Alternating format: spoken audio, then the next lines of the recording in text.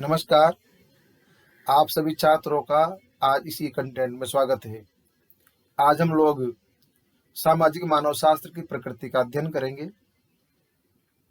अनेक विद्वानों ने परिभाषाओं के द्वारा सामाजिक मानव शास्त्र की प्रकृति को वैज्ञानिक बताया है।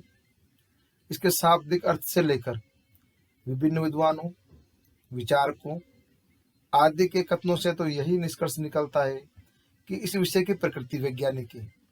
किंतु किसी विषय की प्रकृति मात्र घोषणा करने से वैज्ञानिक नहीं हो जाती है।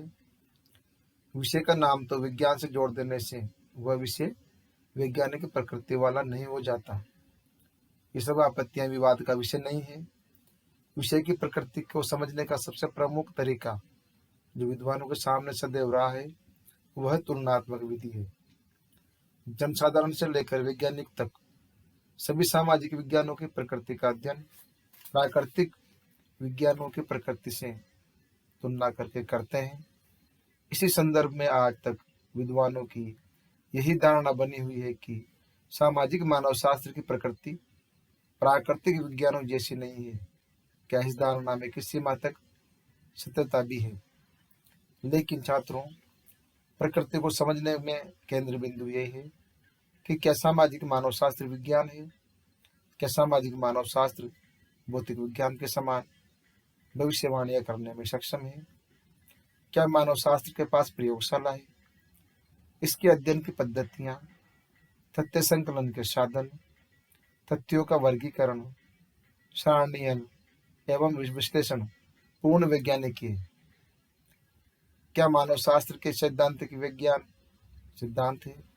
क्या मानव शास्त्रीय सिद्धांतों तथा सामान्यकरणों की जांच और पुनः जांच न्यूनतम के गुरुत्वाकर्षण के सिद्धांत की तरह जब चाहे जहां चाहे की तरह की जा सकती है? इन सब प्रश्नों और पहलुओं का अध्ययन सामाजिक मानव शास्त्र के संदर्भ में करना अत्यावश्यक है। तभी हम इस विषय की प्रकृति को स्पष्ट कर पाएंगे। इसके पश्चात अब हम निम्नलिखित बिंदुओं के द्वारा सामाजिक मानव शास्त्र की प्रकृति का क्रमबद्ध ढंग से अध्ययन करेंगे और विस्तार से समझेंगे। इसका पहला बिंदु है वैज्ञानिक पद्धति। छात्रों, सामाजिक मानव शास्त्र में समाज, सामाजिक संबंधों, सामाजिक व्यवस्थाओं, घटनाओं आदि का अध्ययन वैज्ञानिक पद्धति के अनुसार किया जाता है।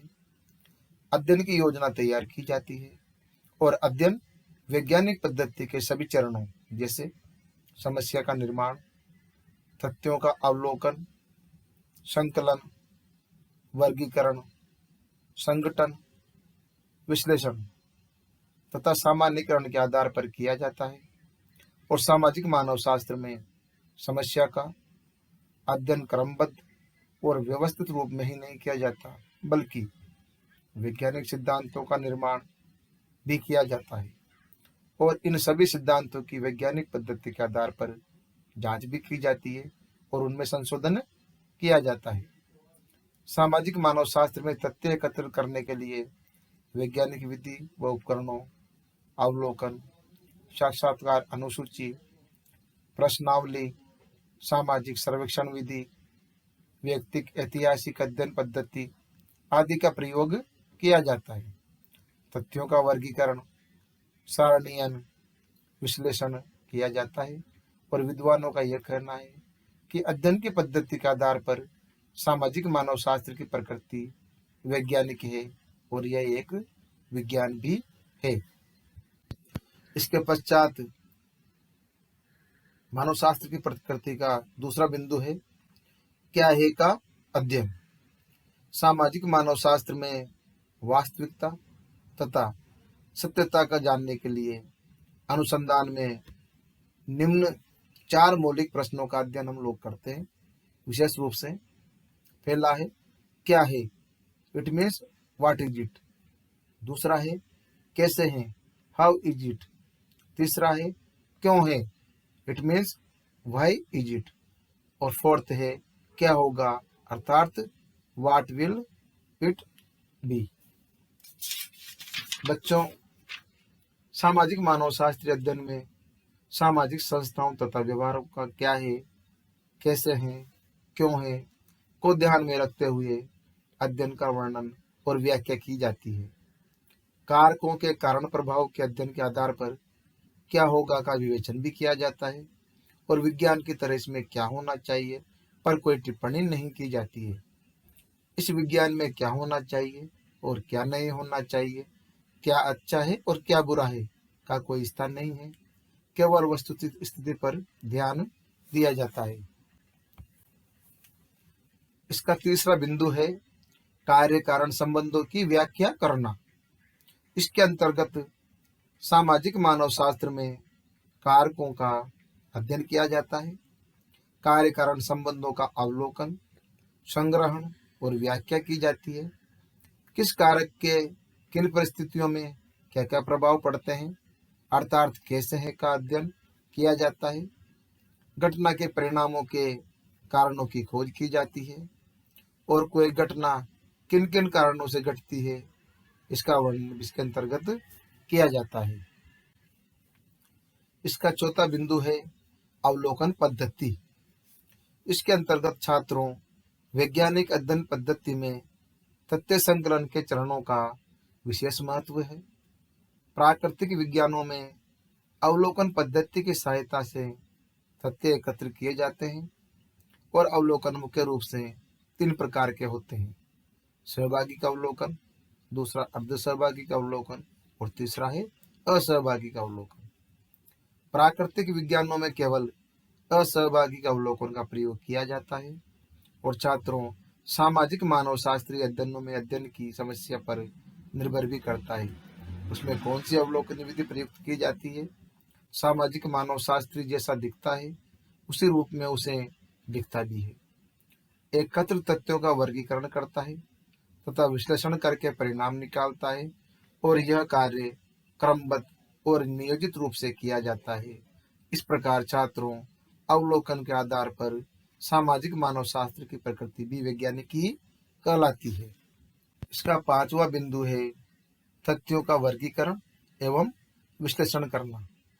इसके अंतर्गत छात्रों सामाजिक मानव शास्त्र में अवलोकन द्वारा तथ्य एकत्र करने के उपरांत उनको कार्य कारण के आधार पर अलग अलग समूहों में वर्गीकृत किया जाता है और इन वर्गों को क्रम से व्यवस्थित किया जाता है और कारकों में परस्पर गुण संबंध स्पष्ट किया जाता है।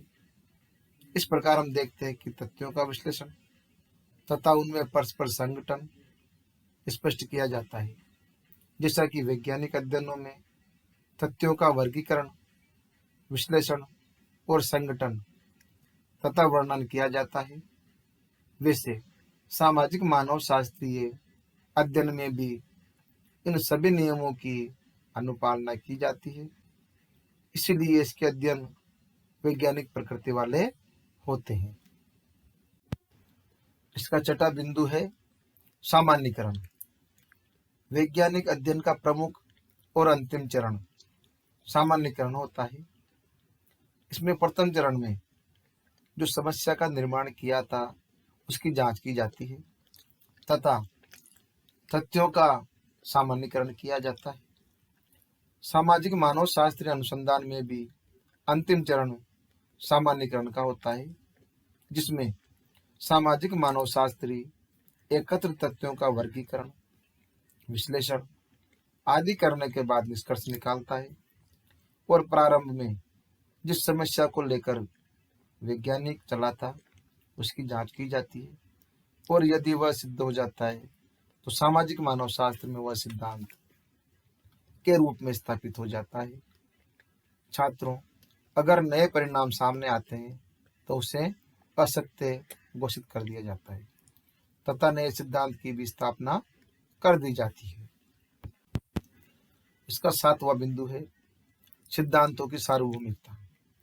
इसके अंतर्गत छात्रों जिस प्रकार विज्ञान में सिद्धांत सार्वभौमिक होते हैं उसी भांति सामाजिक मानव शास्त्र में भी सिद्धांत सार्वभौमिक होते हैं।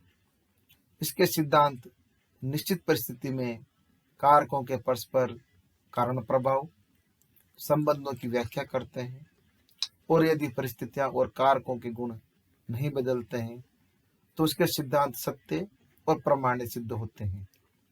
इसमें वैज्ञानिक अनुसंधान के चरणों के अनुसार तथ्यों का अध्ययन करके सिद्धांतों का निर्माण किया जाता है और जिनकी जांच करना भी संभव होता है। इसका 8वां बिंदु है सिद्धांतों का निर्माण। सामाजिक मानव शास्त्रीय अनुसंधान में प्राकल्पना या समस्या का निर्माण, तथ्यों का संकलन, वर्गीकरण, सारणीयन और संगठन, विश्लेषण और व्याख्या आदि की जाती है, और अंत में सिद्धांत का निर्माण भी किया जाता है। इसका 9वां सिद्धांत है सिद्धांतों का परीक्षण। यदि सामाजिक विज्ञानों के सिद्धांतों का इतिहास उठाकर देखा जाए तो हम ये पाएंगे कि अनेक समाजशास्त्रीय, राजनीति शास्त्रीय आदि सिद्धांतों की जांच सामाजिक मानव शास्त्र में की गई तथा नए सिद्धांत प्रतिपादित किए गए। समाज, संस्कृति, परिवार, विवाह आदि के उद्विकास सिद्धांतों की जांच रेडक्लिफ ब्राउन, मेलिनोवस्की आदि समाजशास्त्रियों ने की है तथा सत्य को प्रस्तुत किया है। आदिम समाज के प्रति राजनीति शास्त्रियों की धारणाओं की जांच करके सत्य को प्रस्तुत किया गया और नए नए सिद्धांत जैसे संरचनात्मक, व्याख्यात्मक सिद्धांत प्रतिपादित किए गए हैं। इसका 10वां और अंतिम बिंदु है भविष्यवाणी की करने की क्षमता।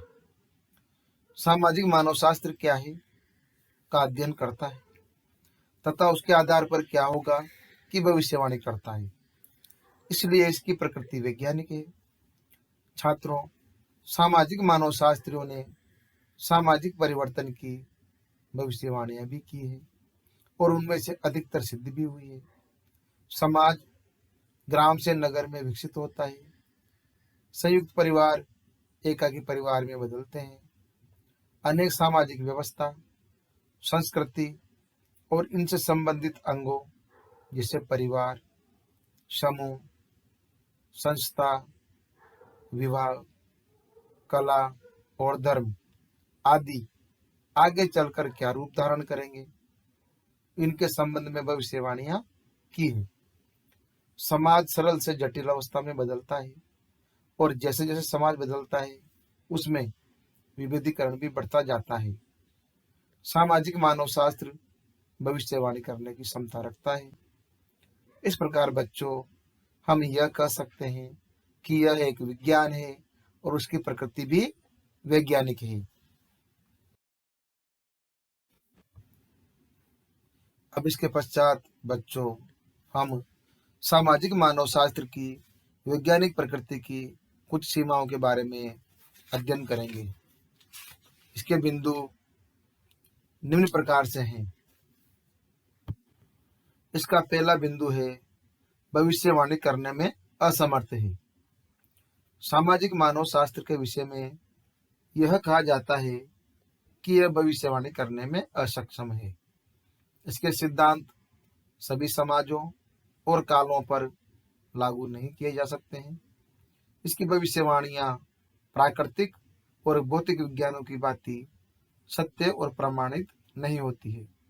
हमारे जो समाजशास्त्री है मैकाइवर एवं पेज, वो कहते हैं कि समाज एक जटिल व्यवहार है और यह कोई वस्तु नहीं है, स्थिर नहीं है, बल्कि सदैव बदलता रहता है। निरंतर परिवर्तन होने वाली यह एक जटिल व्यवस्था समाज कहलाती है। सामाजिक वैज्ञानिक इसी समाज का अध्ययन करता है। सामाजिक मानव शास्त्र के अध्ययन की सामग्री की अनिश्चितता के कारण उसकी भविष्यवाणियां भी अनिश्चित होती है। इसका दूसरा बिंदु है वस्तुपरकता का अभाव। छात्रों, इसके अंतर्गत वैज्ञानिक से यह अपेक्षा की जाती है कि वह घटना का अध्ययन निष्पक्ष अथवा पक्षपात रहित होकर करे। घटना जैसे घटती है उसका अध्ययन, अवलोकन, वर्णन और विश्लेषण ज्यों का त्यों होता है, तो वह वस्तुनिष्ठ या पक्षपात रहित अध्ययन कहलाता है। सामाजिक घटनाओं का अध्ययन निम्नलिखित कारणों से वस्तुनिष्ठ नहीं हो पाता है। वैज्ञानिक के व्यक्तिगत गुण, उसके समाज के मूल्य, क्या होगा के स्थान पर क्या होना चाहिए पर ध्यान केंद्रित करता है। क्या अच्छा है और क्या बुरा है के संदर्भ में तथ्यों की व्याख्या करना। इन कारणों से अध्ययन की वैज्ञानिकता कम हो जाती है और मानवतावादी दृष्टिकोण का प्रभाव बढ़ जाता है तथा अध्ययन व्यक्तिपरक हो जाता है और वस्तुनिष्ठता यहाँ पर घट जाती है। इसका तीसरा बिंदु है सामाजिक घटनाओं की जटिलता।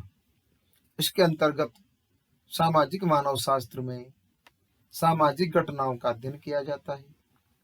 सामाजिक घटनाएं बहुत जटिल होती है और एक ही सामाजिक घटना में एक से अधिक कारक होते हैं जो एक दूसरे पर प्रभाव डालते हैं। कारक और उसके प्रभाव भी अनिश्चित होते हैं। सामाजिक मानव शास्त्र के अध्ययन की सामग्री मानव व्यवहार, सामाजिक व्यवस्था, सामाजिक अंतःक्रिया, मानव समूह आदि जटिल है। इनमें निरंतर परिवर्तन होता रहता है, इस कारण ये निश्चित भी नहीं होते हैं। और समाजशास्त्री गुड्डे एवं हार्ट के अनुसार मानव व्यवहार इतना जटिल एवं अनिश्चित होता है कि वैज्ञानिक पद्धतियों के आधार पर उसके व्यवहार का अध्ययन करना कठिन होता है। इसका चौथा और अंतिम बिंदु है अध्ययन की वस्तु मानव का बुद्धिजीवी होना।